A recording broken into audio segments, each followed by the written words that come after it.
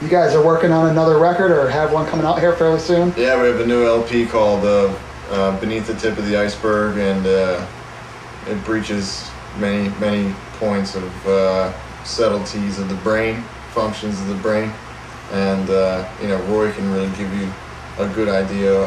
I had a great deal to do with the production of the CD, and the sound is very good. And yeah, we bought all this studio equipment, and we built a studio in our basement, which is a really great thing for us because we can kind of control every aspect of what it sounds like and what it does. Whereas I think the Monkey CD, we weren't quite as able to do that.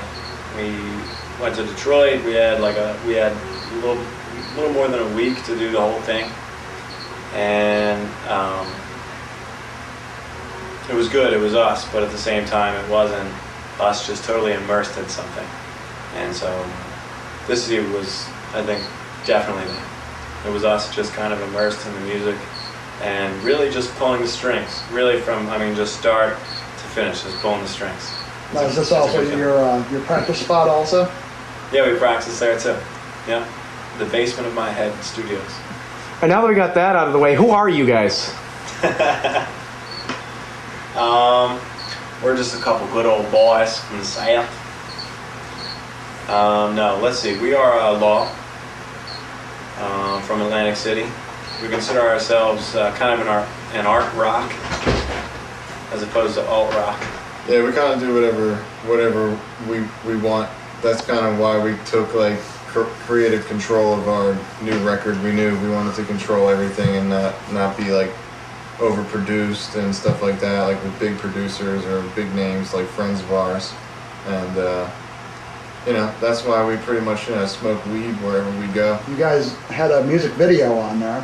Yeah, we had for our EP of Monkeys and Man, we did a music video for the title track of Monkeys and Man, and we shot it at a graveyard, and we had the graveyard closed down, and we had the what would they call that guy? Who was that? That caretaker. The caretaker. He was there. He was hanging out with us. He was kind of worried about the Jack Daniels. I don't know if that was the question. What was the question?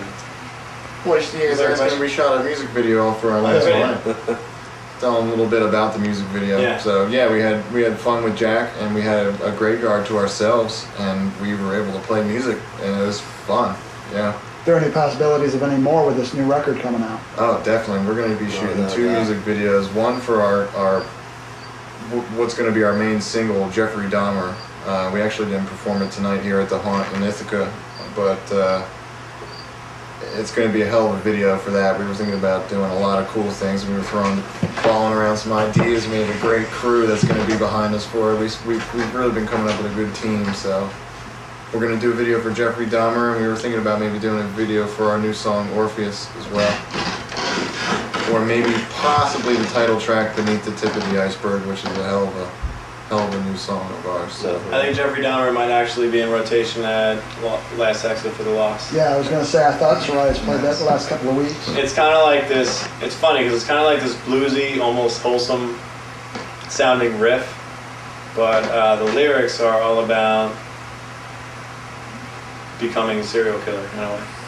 And like, I saw a lot of similarities between doing something great and something provocative for notoriety, like a lot of bands do, like we do, and being a serial killer. It's all about sexual gratification, notoriety from the press, power, and that's everything that we do. That's everything that we want. So in a way, getting ready to put out an album or do anything great, and that's not to say that 1 million people will buy our album, but at the same time, anyone that's touched by it and touched by us will hopefully have the same type of feeling as maybe the families of serial killer victims might feel.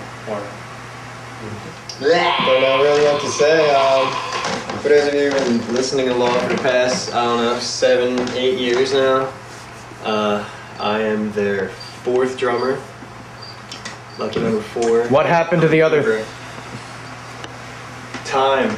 Did you chop them up and eat them? Nah, we didn't eat them. That's pretty standard for a lot of bands, but Yeah. we gave them much more respectful burials. Now, when can we actually expect the album out? There's a release date of September the 23rd, 2011. It's actually finished, but a couple of third parties are giving it a listen, giving it a final mix, that kind of thing. So it'll be available digitally mostly for now, and hopefully we'll be able to get it into like Hot Topics and things. Something that's working. Something that we have working around, but definitely iTunes, Amazon. I don't know, Rhapsody. Where can All people those. pick up the current? Current CD, same places. iTunes, Rhapsody, maybe local stores might have them. We're in rotation at a ton of internet sites. You guys, live65.net, progrock. Something. We're all over. Just search Lucifer at Work. If you search law, you'll get a bunch of lawyers. Yeah. Lucifer at Work. What is the strangest thing that's ever happened to you guys during a show? During the actual performance, That's easy. Well, on stage. we've had girls come up and A lot of get in naked- our face and stuff like that. What else have we had? A lot of We've, naked dancers. Yeah, We've had a naked lot of dancers, yes. There was that one guy who got in our face and we got arrested at that one show in Ocean City. Yeah, that's Yeah, we right. did a show. It was at a music pier in a town called Ocean City, which is kind of close to us, and it's a dry town. It's, I guess, a family town. But they had a rock show and they had us there, and the crew really didn't like our show. They were angry about it for some reason. They were douches, and so we kind of responded. But in addition to that, they just didn't like the presentation. So they started to tell me afterwards, before the curtains were closed, and that was a mistake because I slapped the guy's hat off his head, and then next thing you know, we were just in this brawl. Fisticuffs. Yeah, we were in this fisticuffs. It was wild, right on stage. Yeah, people. And Yeah. You can't be flipping it on I flipped his bill. Is what happened. So I flipped this guy's bill, and then the crew attacks me. The crew attacks me, and they take me down, and these guys jump in, and they're punching on. It's just this. It's this little. It's like. Did you ever see like Heath Cliff? When the cats all get into fights, and it's like this big smoke. That's, I feel like, what it looked like. Yeah. And then so they called the police on us, and the police came, and they took us down, and we did some stuff. They ended up dropping the charges. But I think that was the craziest thing. And actually, the guy bit me. Yeah. I didn't know. When I came back from when we were at the police station, I had this big scrape on my arm, and I thought it probably happened when they took me down. It was like 20 guys. There was a couple of guys that took me down, and I fell back. I thought onto a bunch of tables and chairs backstage. And so I figured I scraped my arm. But in the police report, we read that he bit me for whatever reason. He admitted to biting me. So it turned all these wild colors, but eventually I was fine. I never did get tested for AIDS. Hep C. So I may have all the STDs. And he looked like maybe his prime was in the 90s when AIDS was really huge. And I've always kind of wondered about it. It makes me a little uneasy, to be honest with you. But that's the craziest thing that ever happened.